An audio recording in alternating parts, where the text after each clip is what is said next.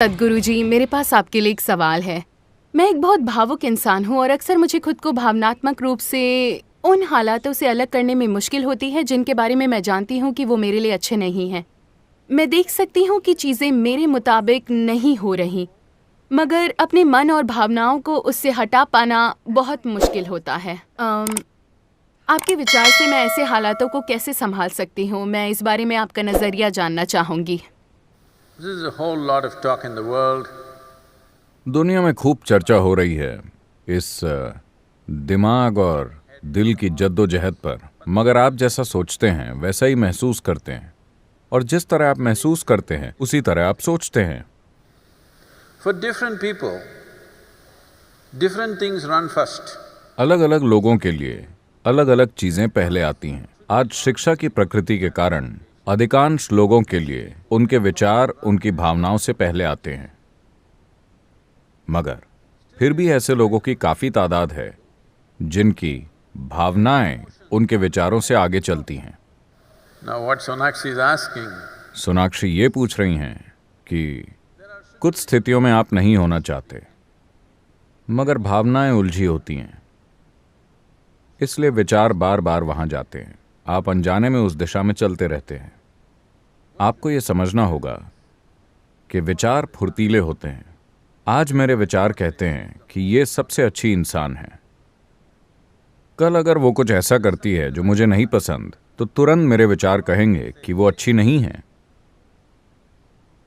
लेकिन अगर मेरी भावनाएं इस अच्छे इंसान के साथ जुड़ गई हैं, भावनाएं उतनी फुर्तीली नहीं होती, वो इतनी जल्दी नहीं पलट सकती, वो थोड़ी रसीली होती हैं, उन्हें समय लगता है। इस बीच आप परेशान होते हैं क्योंकि विचार कहते हैं कि ये ठीक नहीं है, मगर भावनाएं अभी भी उलझी होती हैं। मैं इसके बारे में क्या करूं? अपनी भावनाओं या विचारों को काबू में करने की कोशिश न करें, क्योंकि आपके दिमाग की प्रकृति ऐसी है कि मैं इस आदमी के बारे में नहीं सोचना चाहता, यानी मैं अपना बाकी जीवन उसी आदमी के बारे में सोचने वाला हूं। so when compulsive thoughts, जब मजबूरन विचार और भावनाएं मन में आते हैं, तो आपको सबसे पहले ये करना चाहिए कि आपको उन्हें बस उस तरह देखना चाहिए जैसे वो हैं। आप उनका विरोध मत कीजिए। आप जैसे ही विरोध करेंगे वो कई गुना बढ़ जाएंगे। इस मन में घटाव और भाग नहीं होता, बस जोड़ और गुणा होता है। तो आपको क्या करना चाहिए? पहली चीज है, इतना समझिए कि विचार और भावनाएं बस पहले से मौजूद डेटा का रिसाइकल है। ये आपकी यादें हैं।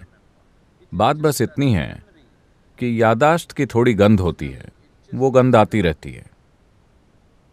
आपको उसे उसी तरह देखना है, उससे थोड़ी दूरी रखते हुए। जैसे आप किसी ट्रैफिक जैम में फंसे हैं, आप एयरपोर्ट जा रहे थे, आप ट्रैफिक जैम में फंस गए, आपको कितनी घबराहट और परेशानी हुई। किसी तरह आप वहां पहुंचे और हवाई जहाज में चढ़कर उड़ गए। ऊपर से जब आपने नीचे देखा तो ट्रैफिक जैम कितना अच्छा लग रहा था।